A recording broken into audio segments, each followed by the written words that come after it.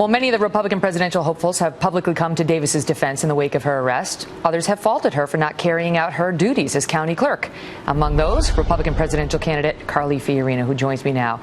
Great to see you, Carly. So you heard the argument on the other side, and the argument that I raised even here last night is that the law does, under Title VII, require an accommodation, typically, of even a public employee who's refusing to do her job for religious reasons.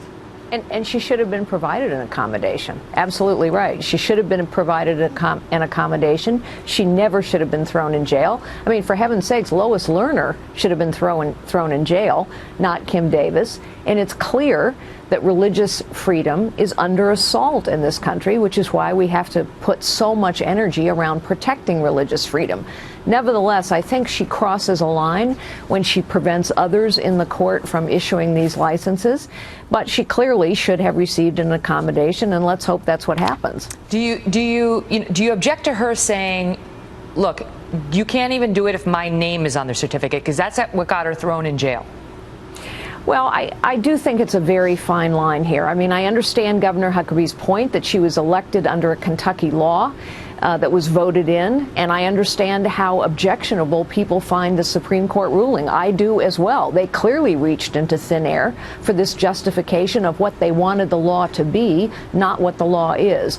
On the other hand, as conservatives, we believe that it is someone's duty to uphold the law as it is, not as we would like it to be. We ask judges to do that, we ask police officers to do that, and I think we ask clerks to do that. And so I understand this is a difficult issue.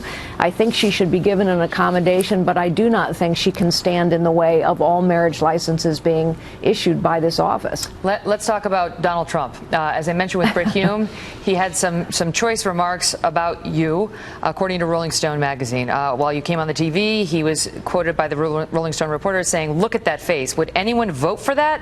Can you imagine that, the face of our next president? I mean, she's a woman, and I'm not supposed to say bad things, but really, folks, come on. Are we serious?" Your reaction? Well, I think those comments speak for themselves, and all the many, many, many thousands of voters out there that are helping me climb in the polls, yes, they're very serious. What do you take that to mean? Look at that face. Would anyone vote for that? I have no idea. And honestly, Megyn, I'm not going to spend a single cycle wondering what Donald Trump means. But maybe, just maybe, I'm getting under his skin a little bit because I am climbing in the polls. What do you think is going to happen? We're a week away now from the next Republican presidential debate. What is your strategy going to be that night?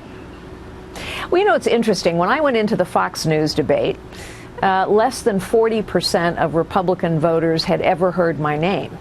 As I go into the CNN debate, it's still true that about 50% of Republican primary voters watching will have never heard my name. In other words, I need to introduce myself to the American people. I need people to understand who I am, what I've done, and most importantly, what I will do to finally challenge the status quo of Washington, to finally change the system, to finally actually solve our festering problems. It's clear that whatever the issue or cause, the political class has let us down. That's why I'm running for president. But I think voters also need to see that I'm someone who doesn't just talk about it. I'm someone who's done it, who's challenged the status quo all my life. That's how you go from secretary to CEO. You solve problems, you challenge the status quo, and you lead. Mm-hmm. And that's what I will do from the White House. I went from telemarketer to TV anchor. Yeah. Well, you challenged a little bit of status quo too, Megyn. It's great to see you, Carly. Thanks for being here. Nice to see you. Not quite the same as her accomplishments.